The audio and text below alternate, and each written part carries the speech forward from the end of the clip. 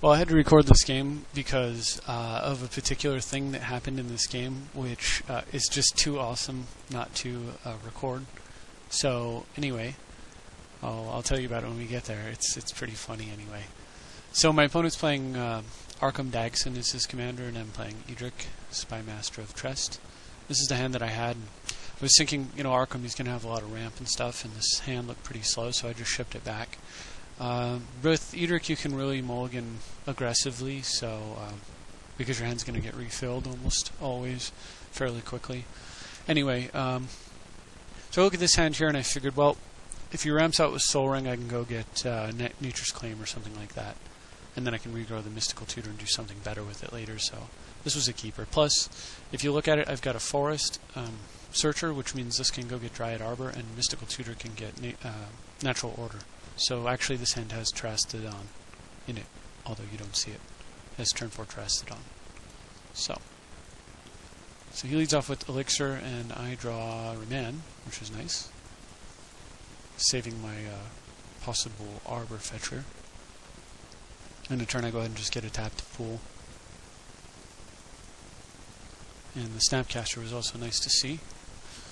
And he plays Mirror Propagator, and I don't care about Mirror Propagator, but having him go turn 3 Artifact Creature, turn 4 Arkham Dagson, all set up and ready to go, was not what I wanted from him, so I just wanted to just slow him down. So Remand gives me a target for Snapcaster later, and lets me dig a little bit further into the deck. And I draw Elves, so now I'm feeling like I probably don't need to make that, I probably don't have to search for the Arbor. And since I've got Elves in my hand, I decide actually to go down with Edric. I'll do the Natural Order play in a bit, but this lets me just start drawing cards, and I've got Snapcaster to go with that Remand or Mystical Tutor, so I can sort of like get an advantage and just keep it with his hand, just hold that advantage until I've won. But in his turn he plays Nevneral's Disc.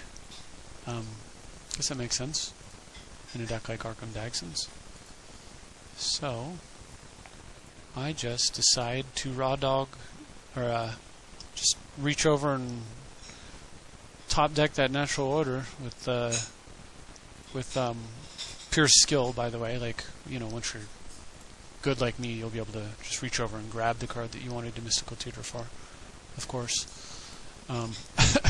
Anyway, so I sack for Tropical since I'm not going to need Arbor. Interestingly, like unlike most things like Oblivion Stone, which say destroy all the non-creature permanents, or non-land permanents, Nevi's Disc. So if I had an Arbor in play and somebody blew an Oath Stone, the Arbor would live because it's a land permanent, even though it's a creature. With the Disc out, if you have a Arbor in play, it'll die, but Disc doesn't kill Planeswalkers. So anyway, after that little bit of trivia, we just carry on with doing what I wanted to do anyway, which was a turn 4 Natural Order. And Edric goes away. He's done his job. He can die now. And triple Elephant. And this is great. I mean, what's he going to do? Pop the Disc, kill all of his elephants? Works for me. So he just swings with a couple of them, and I realize, yeah, he is planning to pop the Disc, so I'll block one of them. Try to encourage him, and I draw a Forest for the turn. So I try to encourage him to Disc during combat. He doesn't do it, which is smart. You should save stuff like that. So thinking about it, I realize I may have a techie play here that he probably will not see coming.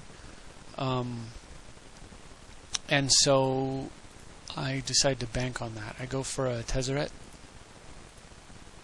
which resolves, and then I immediately, even though it would survive the Disc, I immediately activate it for 4. And if he disced here,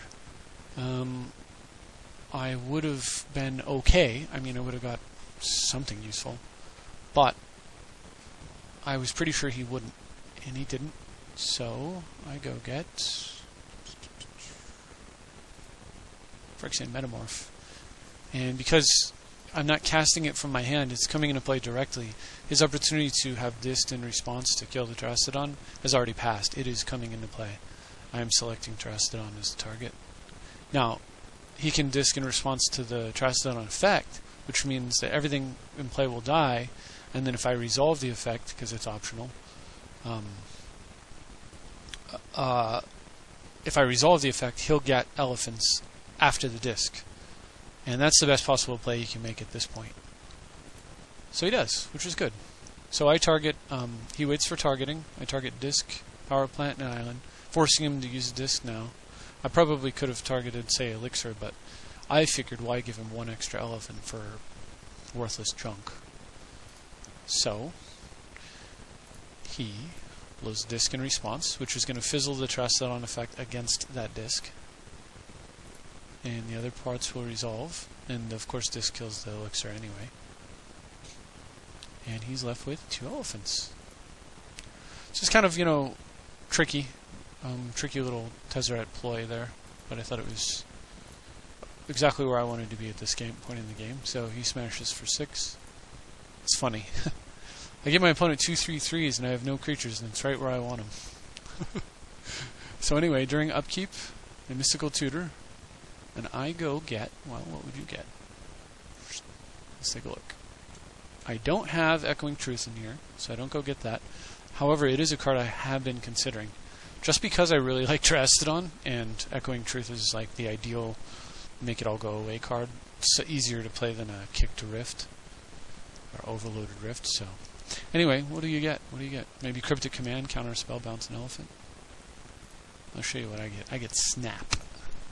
Snap? Yep, Snap. And I get it for tempo reasons. I'm not too worried about cards, so really I just want to speed up my accelerate into a dominant board position. I've already got a lot of pressure. I could play Sower of Tempest, take a tapped elephant, you know, let him hit me again, cross my fingers and hope he doesn't do like Land Gilded Drake or something that could potentially, you know, make that backfire or whatever. But it's like, why bother?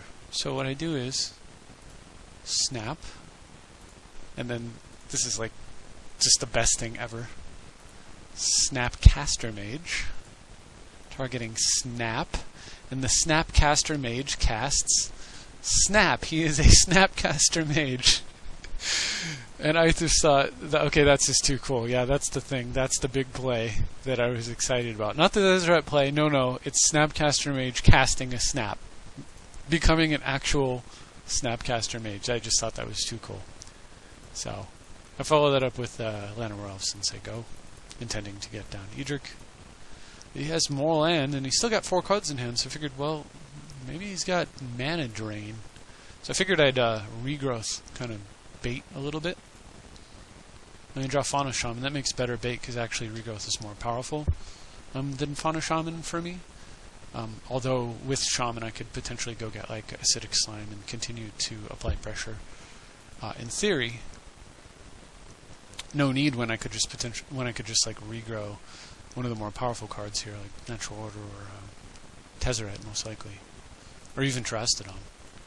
Anyway, I bait with Shaman and he bites, and it's not mana drain. But if it was, you know, at least it was a 2 mana spell, not a 3 mana spell. So, okay, I just do this and regrow. And I was really thinking about Trestodon again. 1, 2, 3, 4, 5, 6. I'm not that far away from being able to play him. It would be a constant threat. My opponent could never tap out or run out of counters. Then if Edric starts hitting him, of course I'll draw cards, and in time I would have drawn the mana anyway. But again, I wanted to just go for an immediate closure, so I take Tezzeret. My opponent... so the thinking here is I'll just play a Tezzeret, and then with Tezzeret I can go get Map for Strip Mine.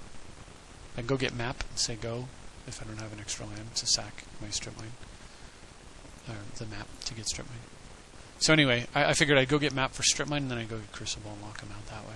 Or alternately, I could play Tezzeret and then just go get Sword of Feast and Famine and obliterate his hand before he can draw cards. And of course, then I can play Edric. But Halimar Depths, sees nothing useful to get him out of this board position, and he gives up. So here's the deck as it stands currently. I actually took out my... so I put Fauna Shaman in, and I removed the green creature. He's like 2 and a green, and you can exile him from your hand to add a green to your pool. He's like a sort of like a lotus petal in that sense. The elf. I just figured that Fauna Shaman gives me the ability to go get a few of my bombs, since I do have Deranged Hermit and he is a bomb, or Trigon Predator against a few people, or Glending Undra. I mean, Glending Undra, Trinket Mage, Sower, Metamorph. Like, Fauna Shaman's... Fauna Shaman... well, and Witness also.